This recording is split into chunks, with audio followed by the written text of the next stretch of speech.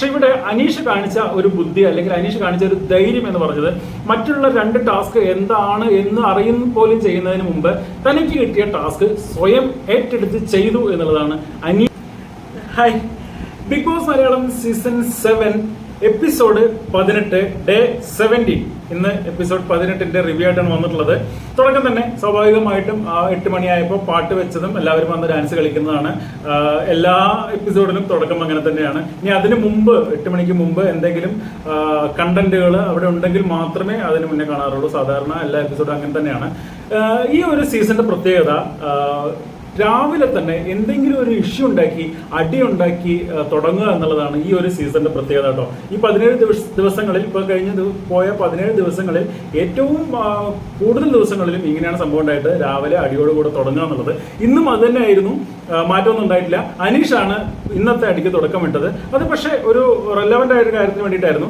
അനീഷ് അടങ്ങുന്ന bathroom team അവിടെ hygienic അല്ലാത്ത രീതിയിൽ വേസ്റ്റ് അവിടെ ഇവിടെയൊക്കെ വച്ചിട്ടുണ്ട്. അത് മാറ്റിയിട്ടില്ല, രാവിലെ അത് മാറ്റിയിട്ടില്ല, ഇന്നലെ രാത്രി ചെയ്യേണ്ടായിരുന്നു, ചെയ്തിട്ടില്ല എന്ന് പറഞ്ഞുകൊണ്ടാണ് അനീഷ് ആ ഒരു പ്രശ്നത്തിന് തുടക്കമിടുന്നത്. ഷാനവാസ് ഇത്രയും ദിവസമായി 4 ദിവസമായി ഷാനവാസ് ഇവിടെ ഒന്നും ചെയ്തിട്ടില്ല. ഷാനവാസ് അതിന്റെ ക്യാപ്റ്റനാണ്, അതായത് ബാത്റൂം ടീമിന്റെ ക്യാപ്റ്റനാണ്, ബാത്റൂം ക്ലീനിങ് ടീമിന്റെ ക്യാപ്റ്റനാണ്. പക്ഷെ ഷാനവാസ് ഇതുവരെ ഒന്നും ചെയ്തിട്ടില്ല എന്നുള്ള ആരോപണമായിട്ട് അനീഷ് വരുന്നു. ആദ്യം ഷാനവാസ് തിരിച്ച് സംസാരിക്കുന്നുണ്ടെങ്കിലും പിന്നീട് അതൊരു തമാശ രൂപത്തിലേക്ക് മാറ്റി ഡാൻസ് ഒക്കെ കളിച്ച് അനീഷ് പറയുന്നത് അവിടെ എന്തെങ്കിലും പറയട്ടെ എന്നുള്ള രീതിയിൽ തള്ളിക്കളയാണ്. പക്ഷെ അനീഷ് കൃത്യമായിട്ട് കാര്യങ്ങൾ വിശദീകരിച്ച് പറയുന്നുണ്ട്. പക്ഷെ അത് അനീഷിന്റെ ഒരു കാര്യം അറിയാലോ, അനീഷ് എന്ത് പറഞ്ഞാലും അതിനെ എതിർക്കുക എന്നുള്ളൊരു രീതിയാണ് ആ വീട്ടുകാർ എല്ലാവരും സ്വീകരിച്ചിട്ടുള്ള ഒരു കാര്യം. പക്ഷെ ഇപ്പോൾ ചെറിയ മാറ്റങ്ങൾ വരുന്നുണ്ട്. പക്ഷെ ഒട്ടുമിക്ക ആളുകളും അനീഷ് എന്തെങ്കിലും പറഞ്ഞാൽ അതിനെ എതിർക്കുക എന്നുള്ള രീതി തന്നെയാണ്. അതുകൊണ്ട് തന്നെ ഇതിനും വലിയ സപ്പോർട്ടൊന്നും അവിടെ കിട്ടുന്നില്ല. അത് കഴിഞ്ഞ് അതിന്റെ ഒരു ക്ഷീണം, അതായത് ഈ അടിയുടെ ഒരു ക്ഷീണം മാറി വരുന്നതിന് മുന്നേ അനുമോളുടെ കിച്ചണിൽ മറ്റൊരു ഇഷ്യൂ, അതായത് അനുമോള് നമ്മുടെ നാട്ടിൻപുറത്ത് വീതന എന്ന് പറയും, ആ ടൈൽസ് ഇട്ട് വിരിച്ചിട്ടുള്ള അതിന് മുകളിൽ കയറി ഇരുന്ന് കുക്ക് ചെയ്യുന്നു എന്ന് പറഞ്ഞ് ഭയങ്കര പ്രശ്നം. അത് അങ്ങോട്ടും ഇങ്ങോട്ടും അടിയായി. എനിക്ക് ഉയരില്ലാത്തതുകൊണ്ടാണ് ഞാൻ അവിടെ കയറി ഇരുന്നതെന്ന് അനുമോള് പറയുന്നു. പക്ഷെ അത് പറ്റില്ല, അങ്ങനെ ചെയ്യാൻ പറ്റില്ല എന്ന് പറയുന്നു. അപ്പോൾ ശാരിക അനുമോളുടെ കൂടെ കിച്ചണിലുണ്ട്. അപ്പോൾ ശാരിക ചോദിക്കുന്നു, അങ്ങനെയാണെങ്കിൽ തറയിലിരുന്ന് പലരും ചപ്പാത്തി മാവ് കുഴച്ചിട്ടുണ്ട്, അപ്പോൾ അത് പറ്റുമോ? തറയിൽ എല്ലാവരും ചവിട്ടി നടക്കുന്നതല്ലേ, അത് പറ്റുമോ എന്ന് ചോദിക്കുന്നുണ്ട്. അങ്ങനെ സംസാരത്തിന്റെ ഇടയിൽ അക്ബറും ടീമും എല്ലാവരും വരുന്നു. അതിൽ അനുമോളൊരു കാര്യം പറയുന്നുണ്ട് അക്ബറിന്റെ അടുത്ത്, ടോയ്ലറ്റിൽ പോയ വെള്ളം ഒഴിക്കാത്ത ആണുങ്ങളാണ് ഇപ്പൊ ഇതിനെ ചോദ്യം ചെയ്യാൻ വരുന്നത് എന്നുള്ളത്. എനിക്ക് ഒരു ചെറിയ അഭിപ്രായം പറയാനുള്ളത്, അനുമോള് കുറച്ചും കൂടെ ശ്രദ്ധിക്കണം എന്നുള്ളതാണ്. അപ്പൊ നമ്മളിവിടെ ഇരുന്ന് പറഞ്ഞിട്ട് കാര്യമില്ല, പക്ഷെ നമുക്ക് തോന്നുന്ന കാര്യങ്ങൾ പറയാലോ. അനുമോള് ചില കാര്യങ്ങൾ സംസാരിക്കുന്നത് ശ്രദ്ധിക്കണം എന്നുള്ളതാണ്. ഈ ഒരു വിഷയത്തിന്റെ ഇടയ്ക്ക് ഇപ്പൊ ടോയ്ലറ്റിൽ വെള്ളം ഒഴിക്കാത്ത കാര്യങ്ങളൊന്നും കൊണ്ടുവരേണ്ട കാര്യമില്ല. അതല്ലാത്തൊരു സമയത്ത് ടോയ്ലറ്റ് ക്യാപ്റ്റനോടോ അല്ലെങ്കിൽ അവിടെ എല്ലാവരും ഒരു മീറ്റിംഗ് ഒരു വിളിച്ചു കൂട്ടിയൊക്കെ സംസാരിക്കാവുന്നേ ഉള്ളൂ. അത് പറഞ്ഞപ്പോഴാണ് ഓർത്തത്, ഇത്തവണത്തെ ഈ സീസണിൽ ഒരു ക്യാപ്റ്റന്മാരും വൈകുന്നേരങ്ങളിൽ മീറ്റിംഗ് വിളിച്ചു കൂട്ടുന്നതോ അങ്ങനെ സംസാരിക്കുന്നതും കണ്ടിട്ടില്ല കേട്ടോ. അത് ഞാൻ ഇതിന്റെ സാന്ദർഭികമായി പറഞ്ഞുള്ളൂ.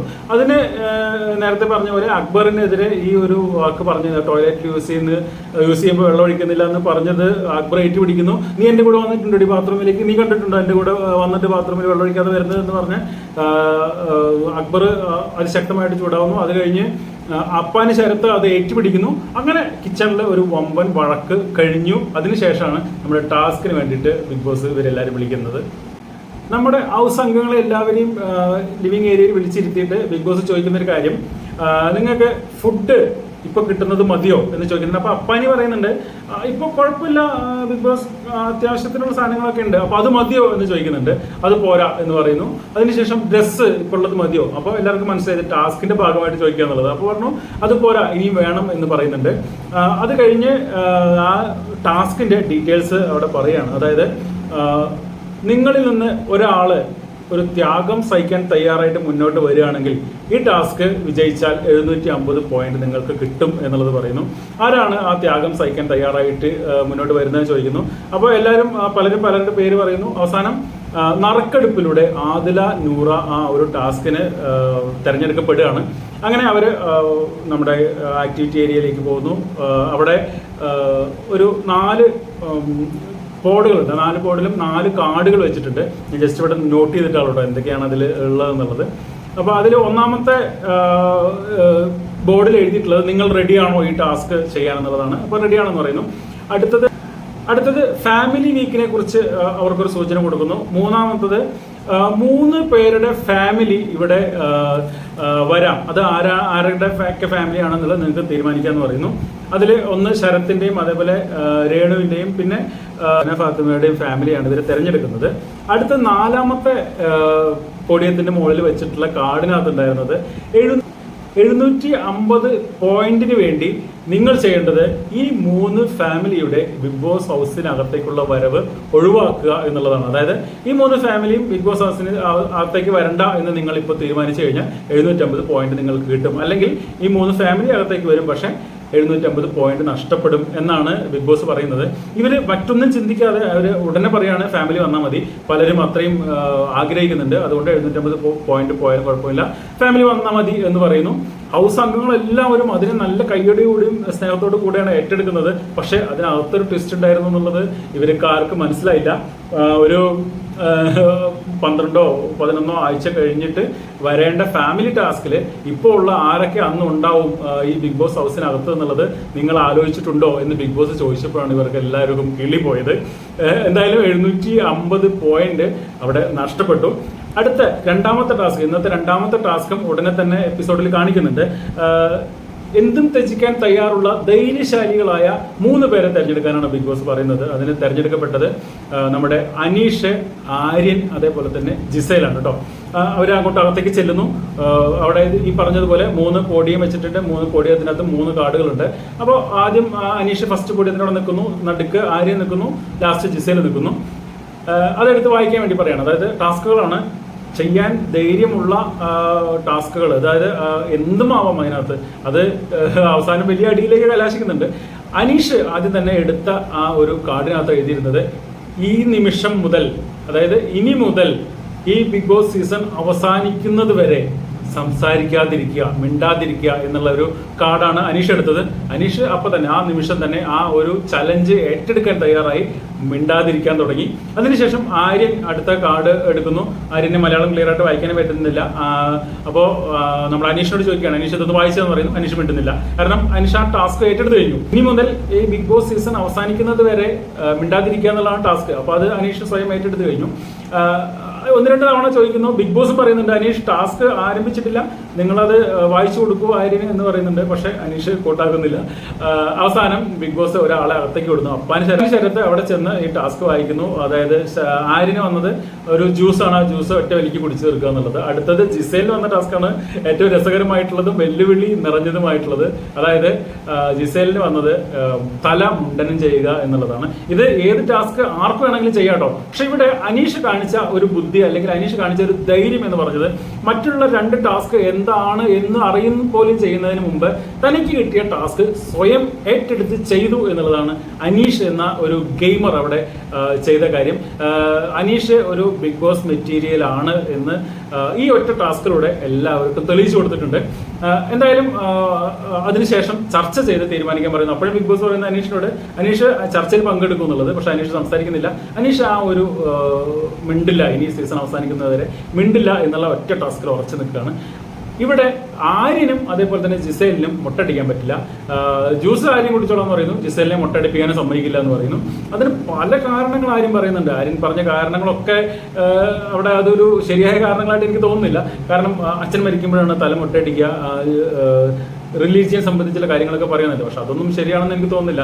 നാളെ നല്ലൊരു സിനിമയിൽ ഒരു നായകനായിട്ടൊരു അവസരം കിട്ടി, ആ നായകൻ ഒരു പ്രത്യേക സാഹചര്യത്തിൽ മുട്ടടിക്കേണ്ടി വരുന്ന ഒരു സീൻ ആണെന്നുണ്ടെങ്കിൽ തീർച്ചയായിട്ടും ആര്യൻ ആ സീൻ അഭിനയിക്കും, മുട്ട അടിച്ചിട്ട് തന്നെ അഭിനയിക്കും. അപ്പോൾ ഈ ഒരു ഗെയിമിന് അത്രത്തോളം വാല്യൂ മാത്രമേ ആര്യൻ കൊടുക്കുന്നുള്ളൂ എന്നുള്ളതാണ് മനസ്സിലാക്കേണ്ടത്.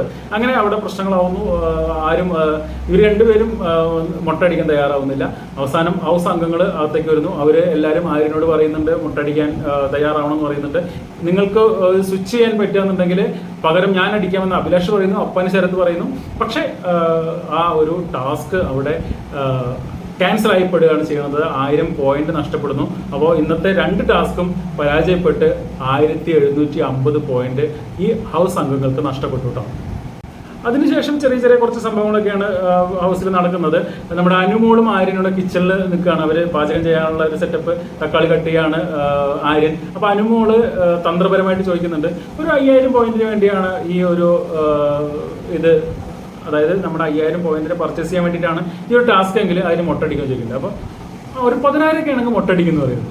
ആ ഒരു ഉത്തരം പറഞ്ഞപ്പോൾ അനുമോൾ എടുത്ത് അടുത്ത ചോദ്യം ചോദിച്ചത് ഇപ്പൊ നിന്റെ അച്ഛൻ എവിടെ പോയി എന്നുള്ളതാണ്. കറക്റ്റ് പ്രേക്ഷകരെ ചോദിക്കാൻ ആഗ്രഹിച്ച ഒരു ചോദ്യമാണത്. കാരണം അവിടെ അങ്ങനെയുള്ള കാര്യങ്ങളൊന്നും എടുത്തിടേണ്ട കാര്യമില്ലായിരുന്നു. ആര്യന്റെ കാര്യമാണ് പറഞ്ഞത്. അടുത്തത് പിന്നെ ഈ കുറച്ച് സംഭാഷണങ്ങൾ മാത്രമേ ഉള്ളൂ. പിന്നെ അതിനുശേഷം വലിയ എപ്പിസോഡ് വലിയ കാര്യമായിട്ടുള്ളൊന്നും പ്രശ്നങ്ങളോ അല്ലെങ്കിൽ കണ്ടന്റോ ഒന്നുമില്ല. ബിന്നിയും നൂറയും കൂടെ ഇരുന്ന് സംസാരിക്കുകയാണ്. ബിന്നി നൂറയോട് പറയുന്നുണ്ട്, ഞാൻ പിന്നീട് ചിന്തിച്ചപ്പോഴാണ് എനിക്ക് മനസ്സിലായത് നമ്മുടെ അനീഷേട്ടൻ ചെയ്ത കാര്യമാണ് കറക്റ്റ് ആയിട്ടുള്ളത്. കാരണം ആ കാർഡിൽ എഴുതിയിരുന്നത് ഈ നിമിഷം മുതൽ മിണ്ടാതിരിക്കുക എന്നുള്ളതാണ്. അപ്പോൾ അനീഷേട്ടൻ അത് കറക്റ്റായിട്ട് ചെയ്തു എന്നുള്ളത് നൂറയോട് നമ്മുടെ ബിന്നി പറയുന്നു. അത് നൂറയും അത് തന്നെ പറയുന്നുണ്ട്, ശരിയാണ്, എനിക്കും അത് തന്നെയാണ് ഇപ്പോൾ ചിന്തിച്ചപ്പോൾ മനസ്സിലായത് എന്നുള്ളത് പറയുന്നു. അതിനുശേഷം അക്ബറും ആര്യനും തമ്മിൽ സംസാരിക്കുന്നുണ്ട്, അതിനകത്തുണ്ടായിരുന്ന ചെറിയ ഇഷ്യൂ കാര്യങ്ങളൊക്കെ. പിന്നെ അതിനിടയ്ക്ക് എല്ലാവരും ശ്രദ്ധിക്കാതെ പോയ അല്ലെങ്കിൽ ഒഴിവാക്കി വിട്ട ഒരു കാര്യമുണ്ട്. നമ്മുടെ ഒനിയൽ സാബുവിനോട് ഒരു ആംഗ്യം കാണിച്ചു, അതായത് വൃത്തികെട്ട ഒരു ആംഗ്യം ആര്യൻ കാണിച്ചു എന്നുള്ളത് നമ്മുടെ ഷാനവാസും പിന്നെ പനിശരത്തൊക്കെ അവിടെ നിന്ന് സംസാരിക്കുന്നുണ്ട്. അത് ചിലപ്പോൾ നാളെ ഒരു വിഷയമായിട്ട് വരാനുള്ള സാധ്യതയുണ്ട് കേട്ടോ. ഇത്രയൊക്കെയുള്ളൂ ഇന്നത്തെ ഈ ഒരു എപ്പിസോഡ് എന്ന് പറയുന്നത്. നാളത്തെ എപ്പിസോഡുമായിട്ട് നാളെ വരാം.